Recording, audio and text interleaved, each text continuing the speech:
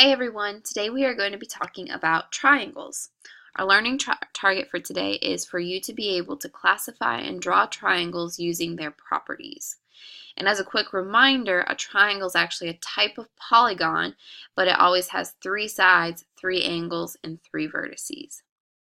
And as you can see down here, here are some examples of triangles that you might see in your everyday life, but you might not always notice that they're triangles. But we actually do see triangles a lot. Now there are several ways that we can classify, or a couple of ways that we can classify triangles. And the first way is by looking at the length of their sides. So right here we have three different ways to classify a triangle by its sides. The first way is by looking at if it has all equal sides. So right here we have an equilateral triangle. That means that each one of the three sides are in equal length. It's the exact same length. And you can kind of tell that by looking at the name. It looks like it has the word equal in the name itself, so that makes it a little easier to remember. Another way we can tell that this is an equilateral triangle is by looking at these tick marks right here. Since each line segment has a single tick mark, that shows me that they are each the same length. So, since this has three congruent sides, it is an equilateral triangle. Now, sometimes a triangle might have two congruent sides or two congruent or equal sides. That makes it an isosceles triangle. So as you can see by the tick marks here, this side is equal to this side. However, these two sides are a different length than this bottom line segment down here. So we have two tick marks to show that it is a different length, and that makes it an isosceles triangle. The third way we can classify a triangle based on its sides is by looking to see if it has no congruent sides or no congruent line segments. So in this case, it would be called a scalene triangle. So as you can see here, this line has a single tick mark through it. This other line segment has two tick marks through it. And this last line segment has three, so that shows me that each one of these line segments is a different length. So because this triangle has no congruent or equal sides, it is a scalene triangle. Now this is how we classify triangles based on the length of their sides, but we can also classify triangles based on their actual angles. So first of all, right here we see a right triangle, and a right triangle has one right angle. And as you can see here, this is actually the right angle.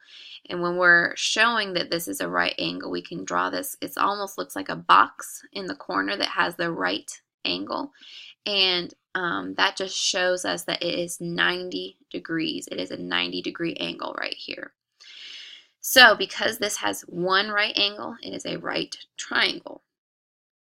Now, if we have an acute triangle, that means that all three of its angles are less than 90 degrees. So all of them are smaller than this angle right here. So each one of these angles is less than 90 degrees. So an angle that is less than 90 degrees is called acute. So that means this is an acute triangle. It's kind of easy to remember because it has the word cute in it, so we're thinking of a smaller angle, an angle less than 90 degrees, so it is an acute triangle. And the last type of triangle that we can see here is an obtuse triangle. An obtuse triangle is going to have one obtuse angle. An obtuse angle is an angle that is greater than 90 degrees. So if we're looking at our right angle right here, or our 90-degree angle, an obtuse angle is going to be wider than this. So if you can see right here, this angle right here is greater than 90 degrees, so it is an obtuse angle.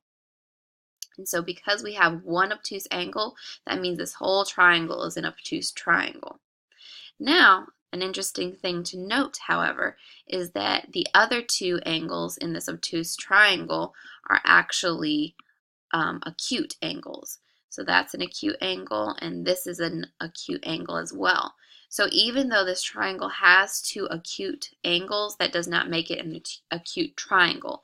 It only needs one obtuse triangle to make the whole thing an obtuse or one obtuse angle to make the whole thing an obtuse triangle. All right, so let's practice classifying a triangle here. So if we're looking at this triangle, let's start off by looking at our angles. I see that I have this first angle right here, and it looks like it's greater than 90 degrees, so this would be an obtuse angle. I have another angle right here. Now this one is less than 90 degrees, so that one is going to be acute, and I'm going to show two arcs to show that it is a different angle than this one up here. So we have one obtuse angle, one acute angle, and then over here it looks like we have another acute angle. So because we have one obtuse angle and two acute angles, how would we classify this triangle? Well, hopefully you said that it's an obtuse triangle. It's an obtuse triangle because it has that one obtuse angle that turns the whole thing into an obtuse triangle. So we're going to classify it as obtuse. And the next thing that we're going to look at is the sides. How many are the sides congruent? How many of the sides are congruent? We're going to look at all of that. So I see this side right here. It looks like it's a different length than this line segment or this side right here.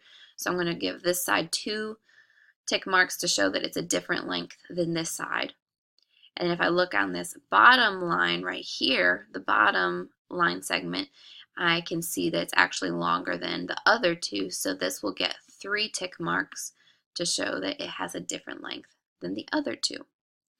So because we have 3 different lengths on our 3 different line segments, we can tell that this is actually going to be what kind of triangle? Well, hopefully you said that it is a scalene triangle. A scalene triangle means that the lines are all different lengths, or there are actually 0 congruent sides in this triangle. So when I'm classifying this triangle, I can give it 2 names. I can call it obtuse because of the angles, and I can call it scalene based on the sides. So when we're classifying triangles, you can always classify it in 2 ways. You're going to classify it based on what the angles look like and based on what the sides look like as well. So now it is your turn to give this a try. So I have a couple of questions here that I would like for you to answer. Remember, you are answering them in your math journal. Remember to write your summary of the video and to include a question that you might have about the video. All right, I hope you guys have a great day, and I will see you all soon.